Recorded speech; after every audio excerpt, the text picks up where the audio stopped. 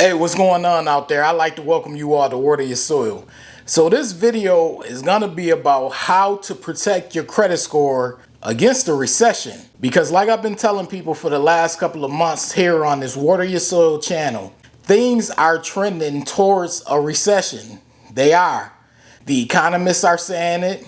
Signs are pointing to it. And I think a lot of people may think that we can avoid it, but we really can't. So with things seeming to be trending towards that way, we might as well talk about it. So I'm gonna list for you all 5 ways to protect your credit score during a recession.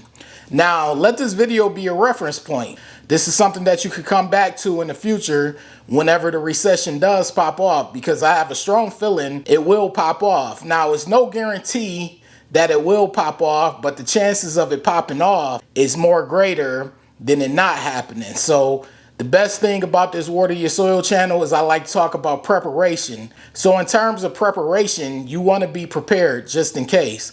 All right. So we're going to start it off with number 1.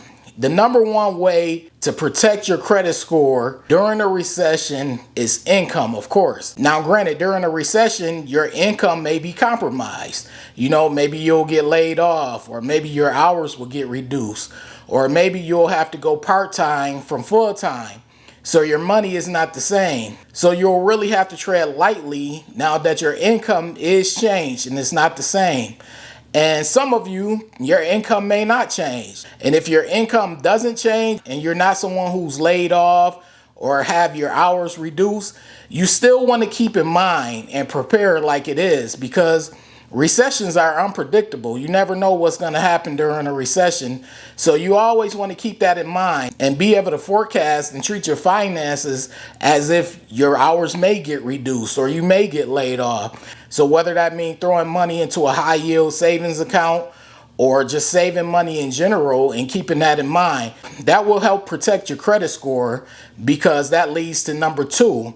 And number 2 is controlling your spending. Of course, number 1 is your income.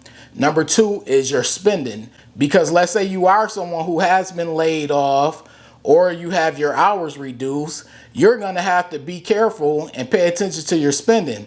You can't go out and spend the same. You can't go to a restaurant all the time and just charge it up to your credit card. Because I know a lot of you will be tempted to grab your credit card more during a recession and use it. Because like I always tell people on this channel, people view credit cards as a second form of spending, as a second form of cash. So they like, hey, I don't have enough cash coming in because my hours were reduced or I got laid off. So I'm going to use my credit card. And that's what you don't want to do.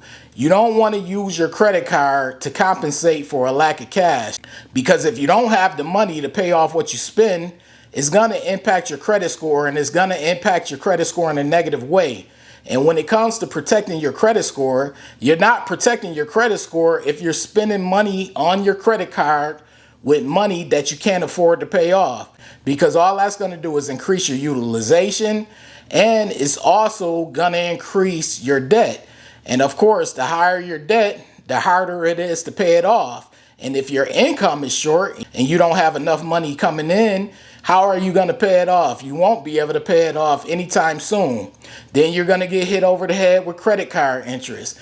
And then the money is just going to go and it's just going to keep piling up, and your debt is going to keep piling up. And you want to avoid that, because it will trickle down to your credit score, and that will impact your score. And I know some people like to play this game like, oh, I don't need my credit score, I got cash. But you never know what's going to happen where you'll need your credit score. You don't want to play that game, because you never know, like I said. So number 1 is income. Number 2 is spending and controlling your spending. That leads to number 3. Number 3 kind of leads off of number 2. Number 2 was controlling your spending. Number 3 is pay on time. If you make charges on your card, make sure you pay it off the very next month.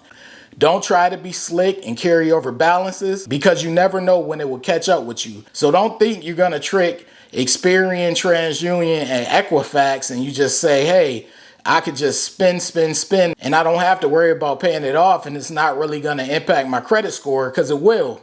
You want to make sure you're paying on time, make sure you're paying in full, And make sure you're watching your utilization. Utilization is big when it comes to your credit score. Keep your utilization under 10%, 10% or less. That means if you're spending $1,000, keep your spending under 100. I know people be like, I don't want to do that. Why would I only spend $100 on the card?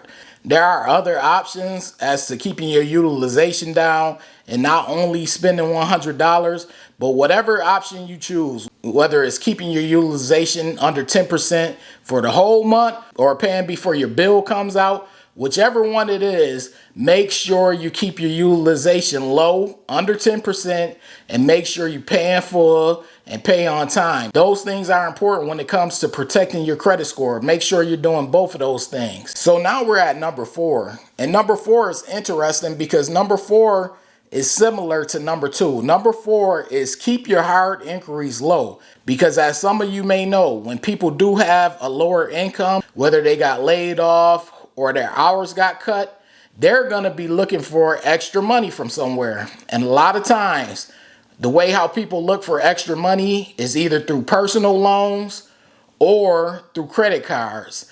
And when you apply for each one of those things, you receive a hard inquiry. And if you go and you just apply for a lot of those things, you're going to receive multiple hard inquiries. And multiple hard inquiries will have an impact on your credit score. And I know it's the natural thing to do. It's the natural thing to go and apply for lines of credit, whether it's a personal loan or credit cards, because you feel like you need to make up for the lack of income. But just keep in mind, the more you apply, the more you'll be hit with a higher inquiry. Yes, there are some credit card companies where you won't get hit with a higher inquiry, but for the most part, you'll be getting hit with a higher inquiry. And I don't care what people say out there, it will impact your credit score in a negative way. And you don't want that, especially when your income is limited. So keep that in mind. Don't just go wild, just applying for multiple loans, just applying for multiple credit cards, chasing after extra money to use to spend. Be smart, because those higher inquiries do stay on your credit report for 2 years, and it will have an impact on your credit report for at least a year at minimum. So you want to make sure you are staying away from picking up a lot of higher inquiries. Avoid that. That's a good way to protect your credit score. And last but not least, number 5 leaves off of number 4, which is limit the amount of accounts you apply for when your income is low. As I stated with number 4, you want to go and you want to apply, you want to pick up those hard inquiries. You probably don't even care about those hard inquiries because you need the extra money, but you want to be sure to limit the amount of new accounts that you do open. Don't just go and open multiple new accounts, get multiple credit cards, multiple personal loans because you feel as though you need to keep up with the amount of spending that you were doing before your hours got cut or before you were laid off. You want to make sure that whatever you get, whether it's a personal loan, whether it's credit cards, whatever it may be, you do have income to be able to pay back whatever it is that you owe. Because if not, like I said earlier, you will pick up credit card debt. You will gain interest. That interest collects quick. So you will owe extra and it will be hard to dig out that hole. And on the back end, of course, it will impact your score in a negative way. And you don't want that. That's the last thing you want during a recession, is your credit score being impacted in a negative way.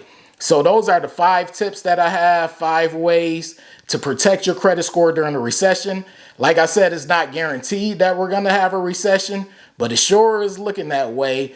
And it sure is looking like we're going to have one pretty soon. And I just wanted to make this video. This is a credit channel. I talk about credit scores. I talk about credit cards.